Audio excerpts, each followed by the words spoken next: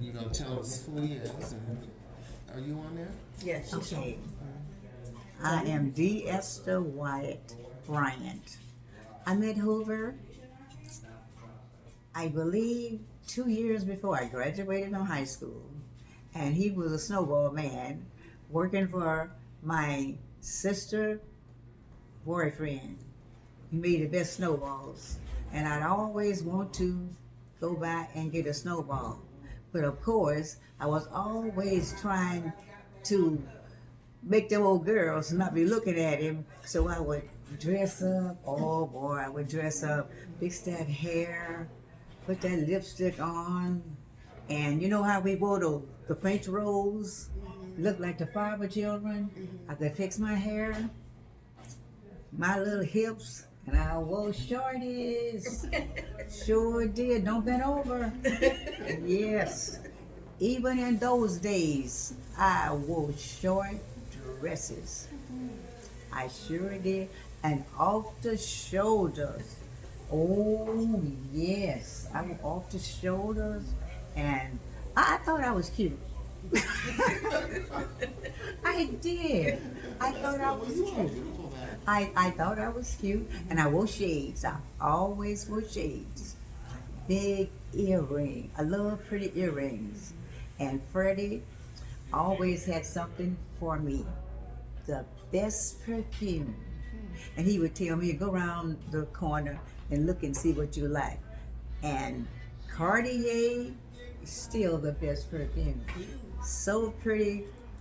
Cartier is still the best. And he told me I could pick anything I want, and I would. I picked the best perfume.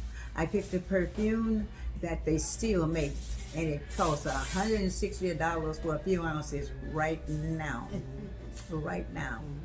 And makeup, I couldn't figure out what my complexion was because I wore Pond's face cream.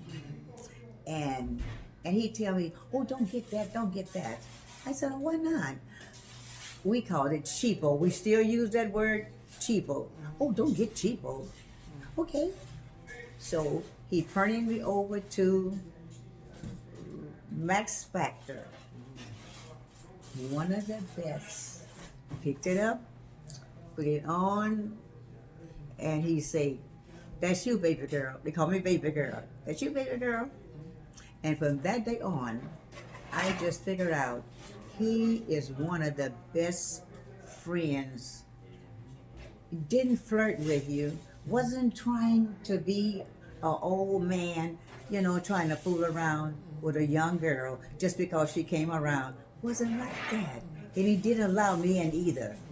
And he would say, that's my niece. Don't, no. Now, he didn't allow me in to be trying to flirt with you. He did not. He did not. And I appreciated that. I always appreciated that. And one day, I was getting ready to go home, and I thought I would never come back. And he asked me, did I like Hoover? I told him yes. He said, okay. I don't know what he told Hoover, but yes. From that day on, he asked me, you like Hoover? I told him yes. He said, okay. Coming back next summer? I said, I don't know. Maybe. And we'd always say, if God's willing. Okay. He said, let me know when you get your graduation invitations. I told him I would. Make sure you send me some. I said, I will. And when I got ready to graduate, I sent Freddie an invitation. He packed the biggest box of fabulous perfumes. I wore one to school one day, and everybody wanted to smell like me. And it was a French perfume. And today I've been looking for it. I don't know if they don't make it anymore or what, but it was light green, and it was in a pretty bottle, and I wore it to school, and I'd always hide it in my bosom. Cause kids would go in your book bags and steal your stuff. Yeah, they did, and they would go in your purse. So that's why I would hide it in. But that's why you smell good, because it wasn't in no purse. It wasn't anywhere. It was in the heat from your body tells you what kind of fragrance you can wear, and I knew I could wear that, and I knew I could wear Cartier. They still made Cartier the best. And I knew I could wear it. And I fell in love with the best of everything because of him. Clothes, he would save you something. Because like they would come through and sell him something to get them some cigarettes, or maybe they wanted to charge something, and he'd say, "What you got in that bag?" And they would show him a dress. And he said, "What size is it?" And they say, like 4 or 8 or something. I want that. I had the most beautiful graduation gown. It was so beautiful, so beautiful. Everybody just loved it, and it was off my shoulders, and it had a lace. I love lace right now, and it had lace, silky lace, and just laid across your shoulders. The corsage was not real, but he said he wanted me to go to a florist. He gave me $20. In that day, it was cheap, but he sent me $20 and told me to go to a florist and have them to match it, and they did. And they did. I always appreciated that, and I wore some step-in shoes, and they were not high. They were kitty heels because you didn't want to fall down, and they made the matching stockings then. Yeah, they made the matching stockings. And to me, it was the life of everything. And I kept that dress until most likely Mars ate it up. Most likely. But Mark was good in those days and eating stuff up. I kept that dress until forever. And that's how we met him, and that's why I always said I would always thank God that my sister met the best friends, and she did. And when Freddie died, they gave him the store. They gave Gilberry that store. Monique's aunt gave her Monique's aunt. They gave him the store. Gave him the store. They didn't want no parts of it anymore. Wouldn't never come back to St. Louis, and they gave him the store. And that was your sister's husband. Yes, sure did. And and when he would take my children over to the store, he'd take Timmy and Carl. Leroy would always send you a big bag. My brown peanut patty. I could tell him what I wanted. Tell Leroy to send me 3 this and 3 that, and he would. He surely would. And dill pickles. Sliced those dill pickles. Best dill pickles ever made. They were great. Those days were just great. This was just great. And Hoover could make the best barbecue. Now you met Hoover through. He was a snow. Yes, that's how I met him. That's how we met. And like I said, friends forever. And I mean friends forever. Right. It's like I'm saying, and we didn't have fights. No, we did not. We did not have fights. And I don't know how. And we didn't argue. If you argued, you went in your room and he went in his room. And that's where you stayed. Right. But you were never mean to each other. You never stopped speaking to each other. Right. But it was good.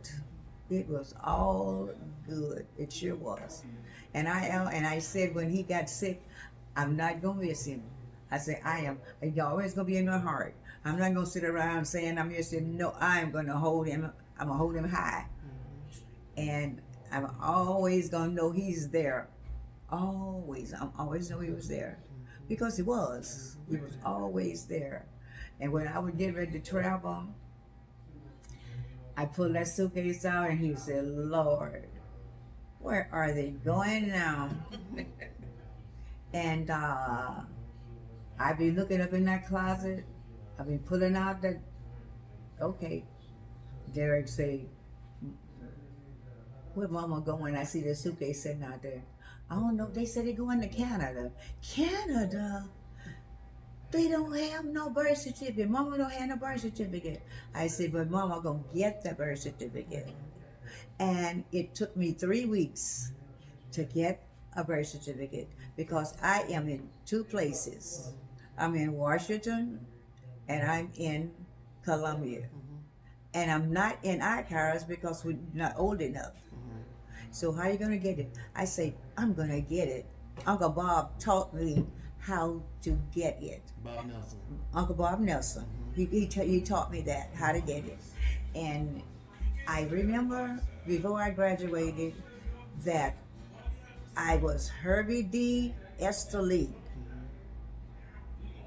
Esther Dean. D-E-N, D-E-A-N. Who named it? Oh, Dean. Yes, and Neely did that. And Natty Nelson named me Esther Lee Wyatt. And I wanted Esther Lee Wyatt on my graduating certificate. And one day they was calling out names, and I was sitting in front of my teacher. And he said, Esther Lee Herbie, and I kicked him. I didn't want the kids to know that. So he told me to come to the desk. So I come up and he said, what is this about? I say, don't tell him my name is Herbie D. Oh, I wouldn't do that. He said, I'm going to put on your graduation Esther Lee Wyatt. And he did. He did. And I hugged him. I said, thank you. Sure did. And he took me down to the registration office, and they made up what they was going to put on my graduation certificate. Sure did. And I said, okay, it's a way to treat people. Because when he would want coffee made, I didn't care at other classes. I would take up an hour from another, just like a study class, and I would always make coffee and donuts for the teachers and serve it to them. And they would say, Esther, why you always do that? And I say, well, it's nice to be nice to someone, right? Because they always would say they would, oh, send Wyatt. Let Wyatt come down. And I would. And in graduation, I had a big box waiting for me. I surely did. I had a big box waiting. And I'm getting back to John Wyatt. Okay, when John Wyatt, Roy Melvin Wyatt graduated, he was not raised by his mother. He was raised by Uncle John. And when he graduated, he wanted people to know who had helped him along the way. And he would say, my mother's not here today, but that man sitting right there, that's my mentor. That's when I learned what a mentor was. Somebody you looked up to. And it was wonderful. Yeah. And I would always say living there wasn't bad, but it was good. It was good. And I'm glad I was raised that way. I'm glad I was raised to respect. I'm so thankful to know how to respect people. Even though they don't respect you, you just keep it. You just keep it.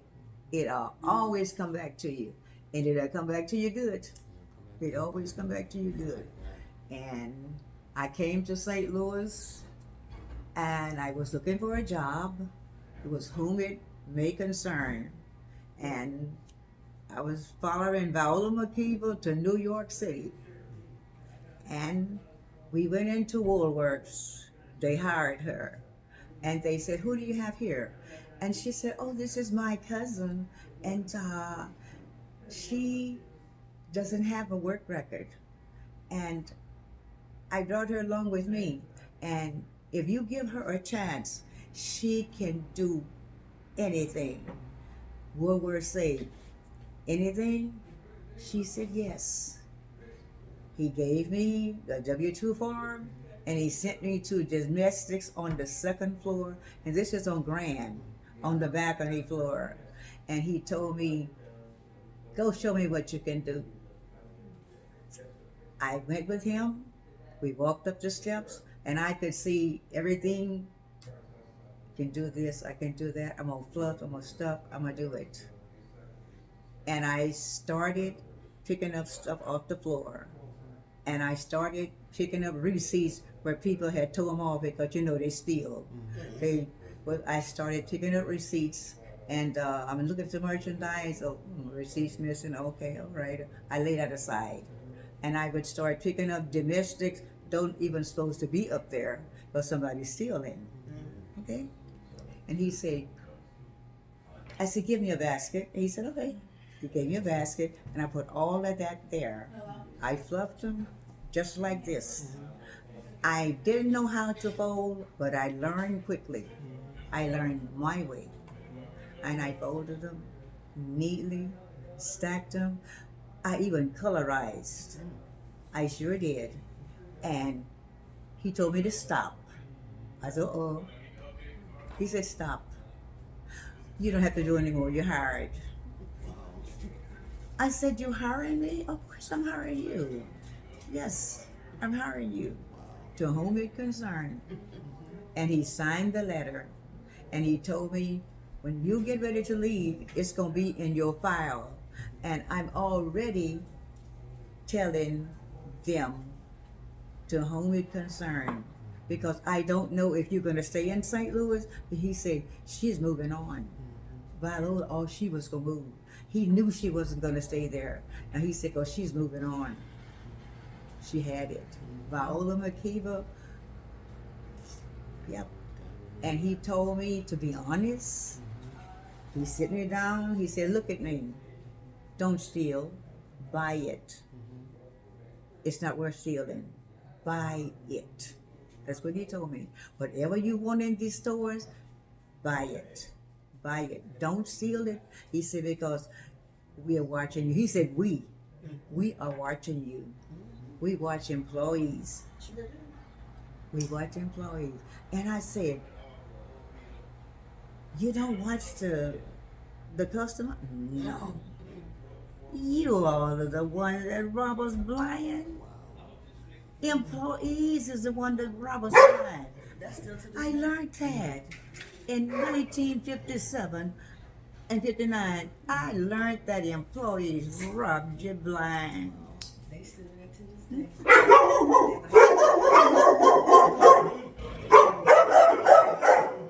A dog.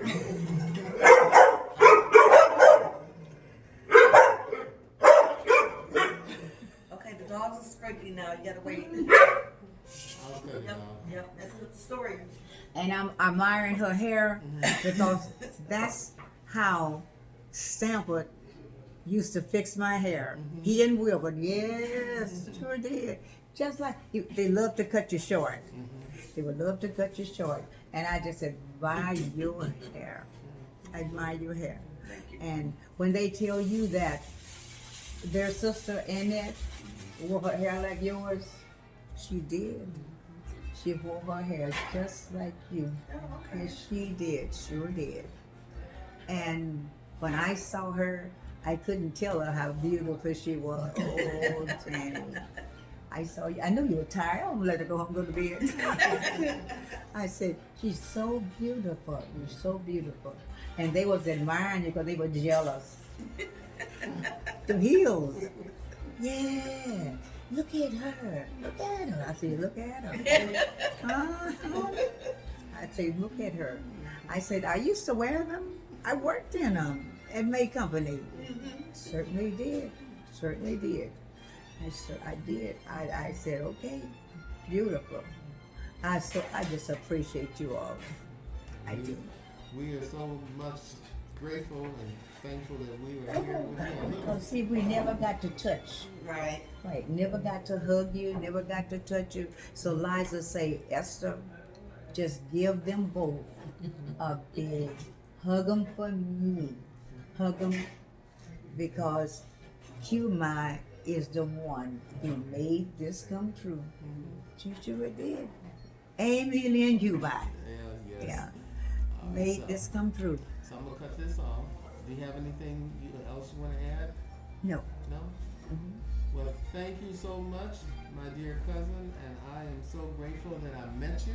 Even though we knew each other long before we laid eyes Yes, on each we other. did. Yes, and we did. I'm, grateful to have met your family, your Yes. sons, Uh-huh. your Right. daughter-in-law, and all Wayne, the nieces. Wayne, right. Yes. Right. Yeah. Now, they always get mad because he doesn't answer his phone and he doesn't have time. Yeah, he's busy. Right. That's what he says. He doesn't have time. And his, you call him on his business phone too, like that. And so, but they know that. They appreciate knowing that he's that busy. I'm gonna And- cut this off. Okay. And Yeah, I hope I got it they all. learn that business people like Danny